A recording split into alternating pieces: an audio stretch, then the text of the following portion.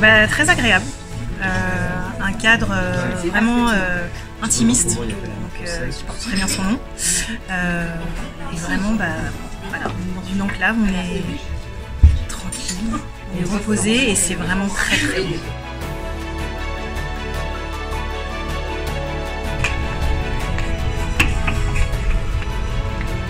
Bonsoir madame, bienvenue. Merci.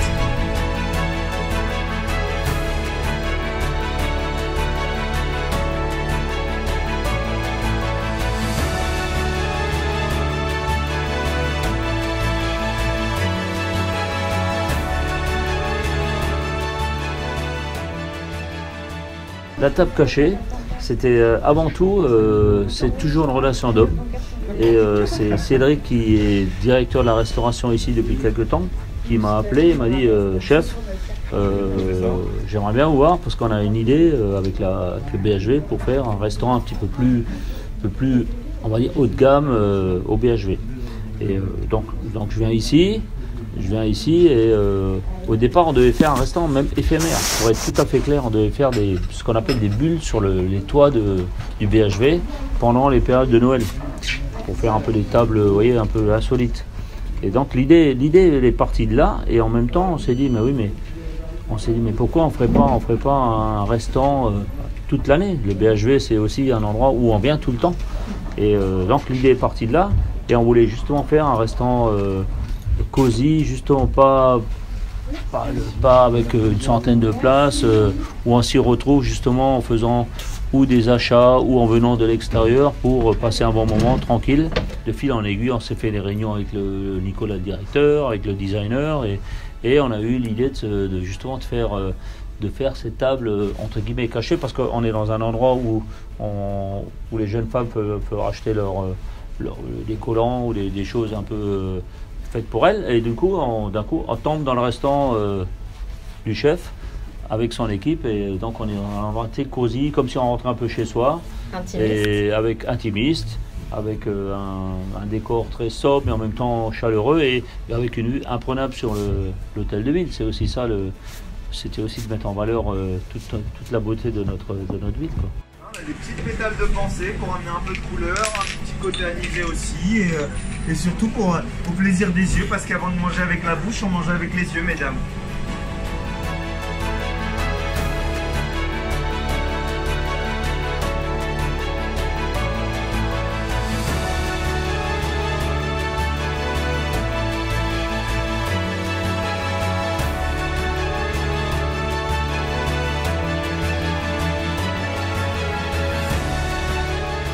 Donc mon rôle c'est de coordonner l'ensemble de l'offre alimentaire au sein du magasin, et surtout répondre à un point clé dans le magasin, c'est l'expérience client. Aujourd'hui, dans un grand magasin, ce qui est très important, c'est de pouvoir permettre à nos clients d'augmenter sa présence au sein du magasin pour lui donner une expérience beaucoup plus longue d'achat. Et donc j'ai proposé à Michel effectivement de donner son nom à un restaurant bistronomique. Je voulais quelque chose qui réponde à la fois aux attentes du marché d'aujourd'hui, à savoir la demande du client qui va tendre de plus en plus vers le respect du produit, vers la qualité du travail qui est réalisé, mais aussi dans l'expérience client, on parle du service qui peut lui être donné, notamment l'accueil qu'on va donner à nos clients, la chaleur humaine qu'on va pouvoir lui apporter. Et c'est bien là que vient notre rôle et notre fonctionnement au sein du grand magasin. Et ensuite, c'était quoi ce qui nous a vraiment plu, c'est de faire un restaurant avec justement tout ce qui se trouve ici. C'est tout, ça revient à ce que j'ai dit avant, tout est pris au BHV. En fait, on a tout sous la main, quoi. Les chaises, les tables, les verres, les gens qui font les travaux ici, c'est tous des gens qui travaillent au BHV. Et donc nous, on s'est dit en cuisine, nous on va faire une carte parisienne, parce que la clientèle du BHV c'est parisien, couronne. Bien sûr, il y a aussi de tous les autres, mais on reste très français, très local. C'est dans l'air du temps, et on a pensé, il faut y penser en ce moment, Covid, c'est-à-dire un restaurant avec des tables espacées, pas trop de tables, et on a tout mis en œuvre pour que tout le monde s'y retrouve au bon moment. Cette période un peu aussi spéciale, on va dire compliquée, on dit tous les jours, c'est vrai qu'on en entend parler tous les jours, mais il faut en tenir compte, et on sait que ça va durer. dans le temps, donc il faut anticiper, mais que les gens se sentent bien et qu'ils oublient tous leurs petits soucis et qu'ils se sentent bien et surtout qu'ils passent un moment de cuisine et de service et d'accueil. Voilà. Voilà, on concocte avec le plaisir de travailler. Voilà, il faut aussi rappeler qu'on est dans un bistrot parisien, franco-parisien, où on a bien sûr l'encadrement et l'accompagnement du chef Michel Roth, et donc avec lequel on développe et on recherche nos recettes aussi et notre changement de carte. Voilà, voilà. Après, on travaille toujours avec le plaisir de découvrir des nouvelles saveurs, de travailler des nouveaux produits et surtout de développer notre cuisine de jour en jour.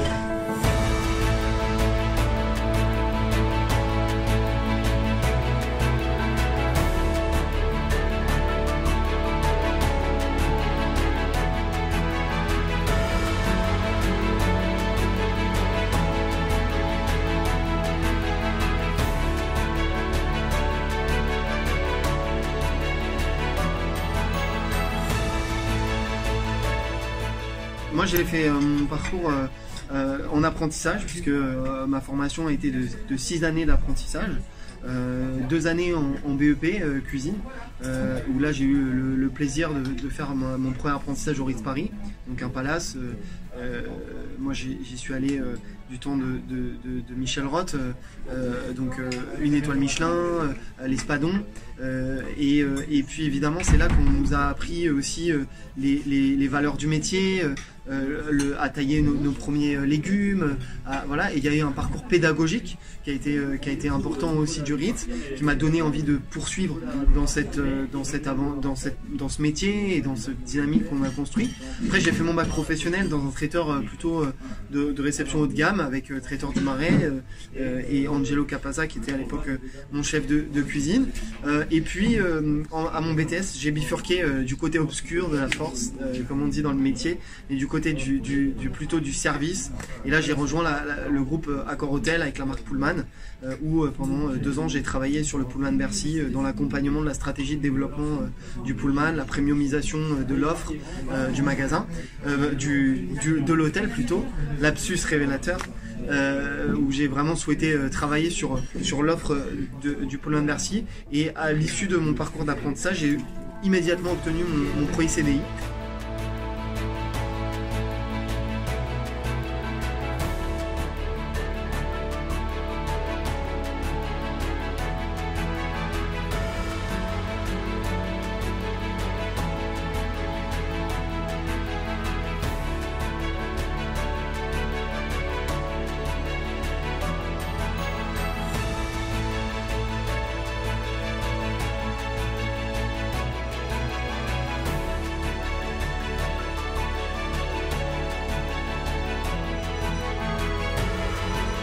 Ce qui est assez drôle, c'est que c'est mon père qui n'était pas du tout cuisinier. En fait, ma maman était cuisinière à l'hôpital, dans la ville à côté. Donc je pense que c'est elle qui avait ça en elle. Donc je pense que j'ai pris ça d'elle en fait. Et mon père, lui, c'était un gourmet comme souvent. Mais il avait surtout un ami qui était chef restaurateur juste à côté d'où on habitait. Et c'est vrai qu'il me voyait souvent fuiner dans les cuisines, comme je vous disais avant, avec la farine, où je donnais un coup de main. Mais moi, je n'avais pas choisi ce métier. J'étais à l'école, bon élève, hein, comme on est tous. Et un jour, mon père, j'avais à peine 15 ans, ou peut-être même pas, il m'a dit « Tu vas faire cuisinier ». J'ai dit « Oui, papa ». Parce que j'étais un jeune discret, respectueux. Et du coup, je me suis retrouvé en apprentissage chez son ami Charles Herman, qui était le restaurant, le bon restaurant du coin, comme on dit. Et du coup, je me suis retrouvé en apprentissage.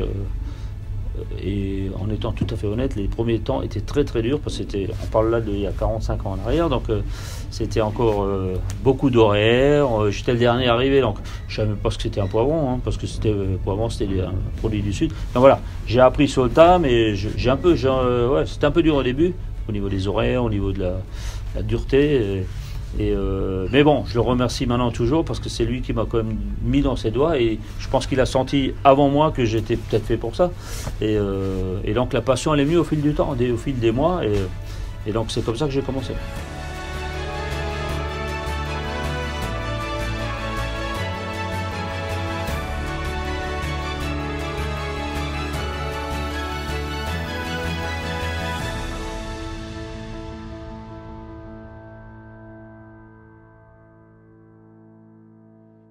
Ma carrière, elle a vraiment commencé là et toujours mon patron m'a dit écoute, il faut que tu ailles dans la capitale parce que c'est là où tout se passe. Encore maintenant, c'est vrai, la mode. Et donc, il m'a envoyé à Paris et j'ai commencé au restaurant Le Doyen, à l'époque comme deuxième commis. Et donc, je devais rester 2-3 ans parce que j'avais vraiment juste envie de revenir dans ma région parce qu'on est tous. Et du coup, j'ai passé 40 ans à Paris, quoi. Michel m'a toujours appris une chose dans ce métier, c'est que ce métier est fait de contacts humains, de relations humaines fortes. Et c'est ce qu'il a toujours essayé de nous apprendre à tous ces apprentis, de se dire que finalement notre parcours de vie, il est constitué des rencontres qu'on va faire. Et je rebondis aussi avec Croque l'Espoir. Quand j'ai voulu monter Croque l'Espoir, c'était évidemment faire changer la vision du métier à travers cette fibre sociale. Quoi de plus fort que de s'engager auprès des enfants hospitalisés. C'est peut-être aussi une valeur ajoutée à notre métier. La gastronomie, c'est un métier de partage, de générosité. C'est ce qui doit être dans notre quotidien tous les jours et faire construire cette générosité, ce partage au cœur de nos parcours professionnels, de notre vie courante, c'est aussi important. Et Michel incarnait vraiment à la fois le projet du magasin, le projet que moi je souhaitais incarner, la vision de mon management, la vision dans laquelle je souhaite monter en compétence les collaborateurs. Puis je suis pas arrivé seul. Avec moi, il y a une belle équipe. Il y a évidemment Thomas Chervy, chef exécutif de Croque l'Espoir, que j'ai aussi voulu engager dans l'aventure, qui connaît bien Michel maintenant depuis longtemps. Ce qui est important dans un projet, lorsqu'on le construit, c'est de savoir bien s'entourer et d'avoir l'énergie suffisante pour toujours incarner une vision et de voir plus loin ce qu'on souhaite faire. Incarner un projet, c'est voir l'avenir, voir comment on peut le construire. Ce que je retiens, c'est qu'il faut faire son travail au quotidien, d'être sérieux, d'être passionné. Et c'est ça qui fait. Il faut être patient. Et voilà, et c'est ce qui m'a fait avancer. Et en plus, je me suis inscrit à d'autres concours. J'ai eu la chance de les réussir, de les gagner. Donc en fait, ça m'a fait monter dans la hiérarchie jusqu'à être chef un jour de la même maison. Donc une maison incroyable. C'est aussi un rêve d'enfant. C'est parce qu'on rêve tous de ça, quoi. Donc c'est formidable.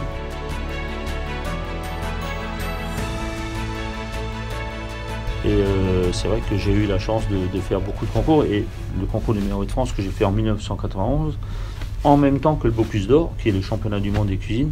Et pendant 1 an, j'ai fait pratiquement que de m'entraîner. Et j'ai eu la chance d'être au Ritz aussi à l'époque, j'étais second, d'avoir les moyens, une équipe autour de moi. Donc ça, il faut aussi mettre ses chances en côté. Je veux dire, il faut aussi penser à ça. Il y en a d'autres qui sont quelquefois tout seuls dans leur cuisine, qui sont patrons, ils n'ont pas le temps, ils n'ont pas les moyens, donc ils n'ont pas la même chance. Donc il faut relativiser, mais en même temps, ça rejaillit sur tout le monde en fait.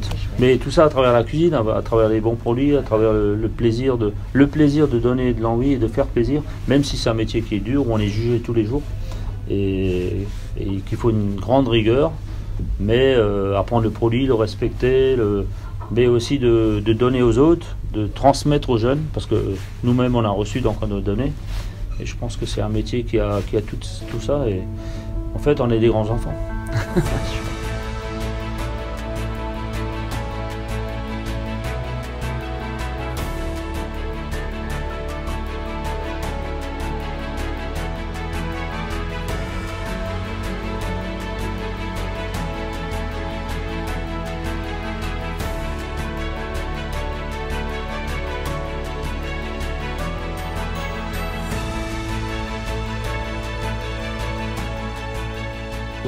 C'est vrai que Cédric,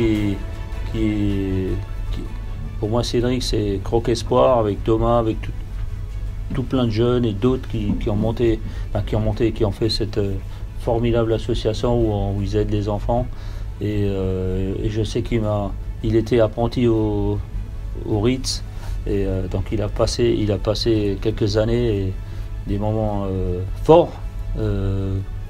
Et il a appris beaucoup de choses, comme nous on apprend encore. Et là, qu'ils reviennent me voir et qu'ils se retrouvent ici et qu'ils me contactent pour justement venir pour signer la carte d'ici, en fait, c'est encore une fois. Je me dis moi, voilà, c'est mes petits jeunes à moi qui maintenant reviennent vers moi, quoi.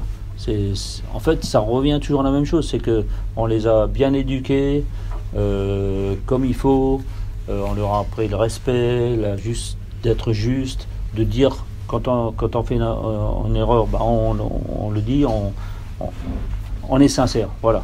Ma vie a été faite de rencontres professionnelles avec Denis, avec Denis Courtiade, qui correspond aussi à des valeurs et à mon état d'esprit, bien entendu. J'ai rencontré aussi des personnes qui sont chères à mon cœur, Jean-François Girardin par exemple, qui est un papa en or, parce que c'est quelqu'un qui aujourd'hui incarne vraiment l'histoire et la générosité de ce métier à travers la formation qu'il peut donner aux apprentis, et puis évidemment à travers aussi les rencontres qu'on peut faire dans nos parcours de vie.